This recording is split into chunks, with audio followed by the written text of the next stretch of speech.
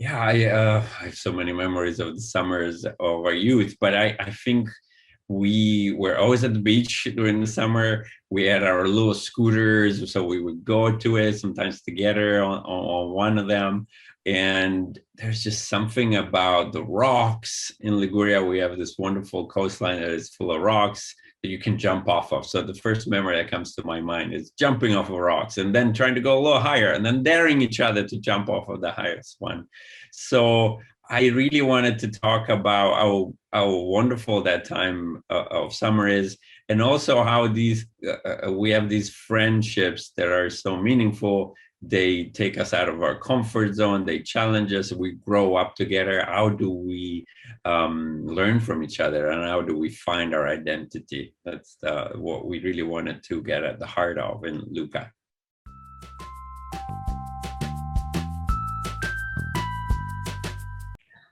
Luca, when you first meet him, is living sort of a limited life. He's sort of restricted in his physical space. There's a sense of danger, and he has very protective parents. They, of course, love him and want to protect him, but it means not going very far, and it means not seeing very much. So Luca by nature is very curious, and he is interested to go beyond the boundaries of what is sort of acceptable. And so that's the tension that exists in this character when we first meet him, as somebody who is timid and restricted, but very curious.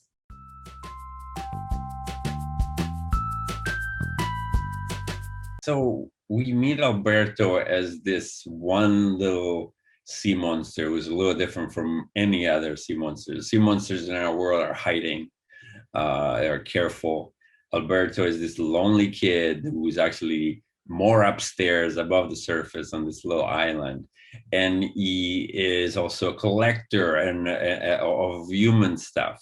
His little hideout is in this ancient little tower, and he's just been observing the humans. They think this is the coolest thing ever.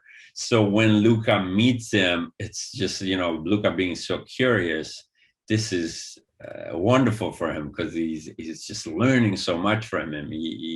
Luca has been prohibited to go to the surface, so this is a whole new world for him. And here's this amazing host that is, showing him things, and he's obviously, of course, humorously wrong about a lot of human things, but they immediately kind of come together because they're both curious, they're both kids, they both want to play. They've been lonely. There's a loneliness to Alberto. He's been there by himself, and so Luca is a bit of a lonely kid. So we want to portray all our trio, Julia too. We wanted to see them as a little bit of lonely kids that really find their tribe.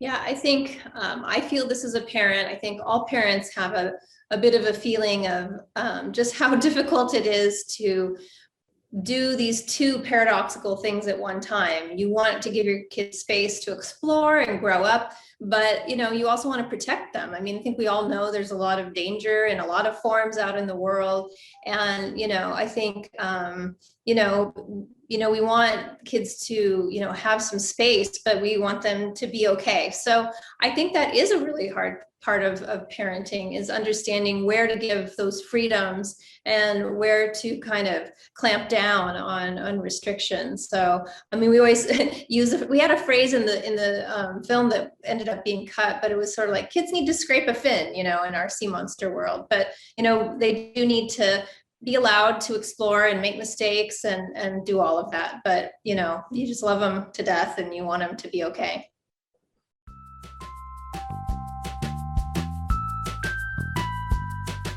Yeah, it was many different, ways that we wanted to dive into Italian culture, and dive into the myths of sea monsters of the region. The most fun part certainly was playing host, taking some of the key collaborators on the movie to where I grew up, showing them, you know, the specificity of the place, what it feels like, what the sun feels like on your skin in summer over there, what the amazing food that we were going to portray in the movie tastes like. It's important to get everybody on the same page so that we can kind of convey it as viscerally and as wonderfully as possible as we make the movie.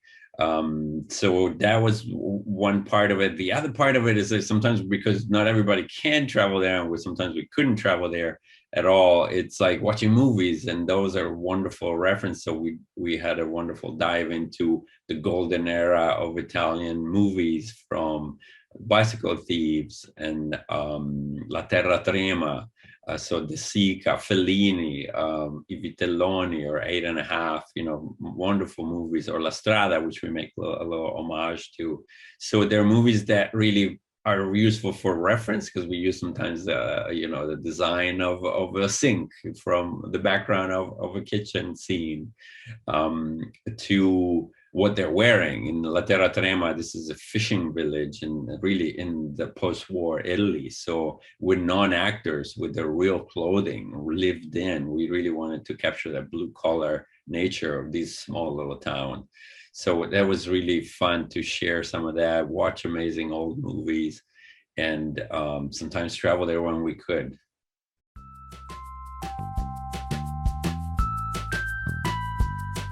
Yeah, we liked the metaphor that's created in the film by sea monsters and these kids feeling like that's something they need to sort of hide about themselves. I mean, there's a true danger in the film for them to reveal that aspect of themselves. But we liked that sense, especially at this age, that there are those things about yourself that you're nervous to reveal, that you're insecure about or unsure about. And so we liked that metaphor in the film, so that anybody can bring any version of that to these characters and hopefully relate to them based on their own things that they might be feeling, that they've in their life felt nervous to reveal. I think that's the beauty of what happens in this film with friendship, is that when you find your tribe, when you find those friends where you can say, oh my gosh, is this too much? They love it. You know, you're connecting over and geeking out over all the same things. So I think that's a part of growing up. It's a part of building confidence. And it's a part of ultimately kind of being your authentic self, where, you know, you can be yourself in all situations. You don't have to kind of hide this part here or hide that part there. So we love that idea that that can be kind of an open part of the story that people can relate to in lots of different ways.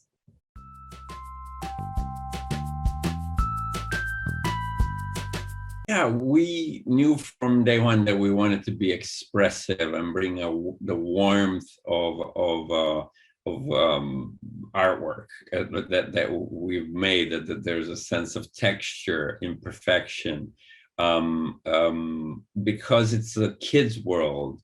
We felt that being very expressive would be wonderful. Because we're taking people to a place that exists, we wanted to find a way to portray it, capturing its essence and capturing its lyricism. So it meant sometimes really having a philosophy of less is more. You don't want to be in the perfect exact you know, you can look at a photograph of Cinque Terre.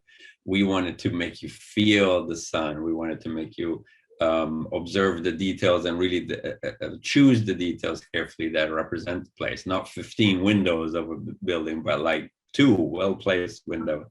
And so, and the lyricism of the waves, you know, designing them carefully to really allow them to carry on the emotions and the poetry of the place.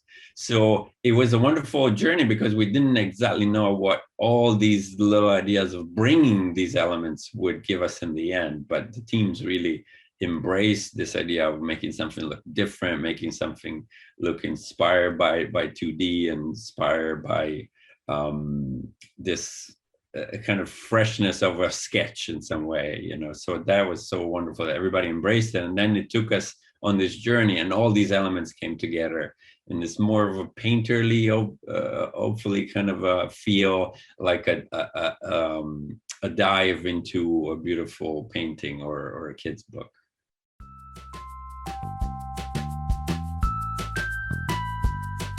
Well, there's so many different themes in the film, but I do think one of the key ones is the notion of Silencio Bruno. And I love this characterization of this sort of, insecure or negative voice in our heads, because it calls it out as something that you can recognize as not really necessarily just a part of you or an intrinsic part of your thoughts. It's something that you can recognize and do something about. And hopefully, you can surround yourself with those Albertos that say you can, and not just be caught up in the voice that says you can't. So I hope that that's inspirational. I think it's inspirational to all of us, but I really hope that kids especially hear that.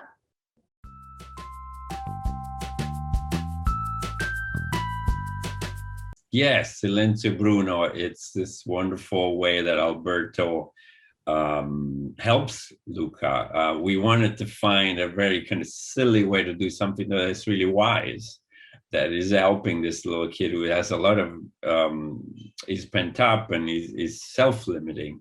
So Silencio Bruno really, as Alberto himself describes, is like, yeah, of course there's a voice in your head that tells you, don't do this, don't do that, you're gonna hurt yourself, you're gonna, Luca is also has a lot of fear. So it's like, he's very, no, I think I would die if I did that, right? And so this is all about, don't listen to these things that are holding you back. And what we loved is that it also spoke to imposter syndrome. And we love that it even speaks to what we deal with as adults, not only as kids, that we need those good friends around us sometimes to tell us even more what we can do and what we are, more than we sometimes are just harsh on ourselves. So while we were making the movie, there was a lot of having to say Silencio Bruno through the difficulty of the production and through the difficulty of, can we make this movie during this unprecedented pandemic? So it really was helpful, and we still kind of say it now today.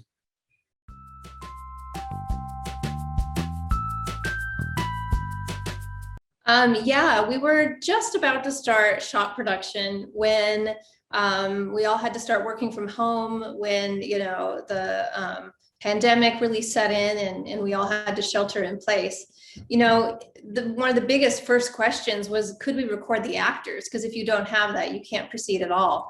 But we quickly adapted, and our teams worked on really creative ways to send iPads and microphones to actors, and they worked out of their homes, in their closets in some cases, just to muffle the sound. But everybody, was willing to roll up their sleeves and be scrappy. And, it was challenging, but it was something we got through together. And I think that we appreciated both that camaraderie, as well as the fact that, at least in our computers, we got to visit Porto Rosso every day.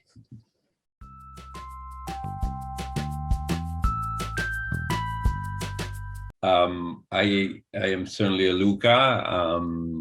I am a bit of an introvert, and I certainly have my own Bruno in my head, and I feel like I can very much relate to Luca also because he's imaginative and curious. So those are a lot of traits that I relate to in Luca. Yeah, and my hair is kind of similar. I'm also a Luca. I've always been a bit timid, definitely curious, and but I'm an inspiring Julia and Alberto as well. So it's fun to see yourself in one character, but also fun to be inspired by the others.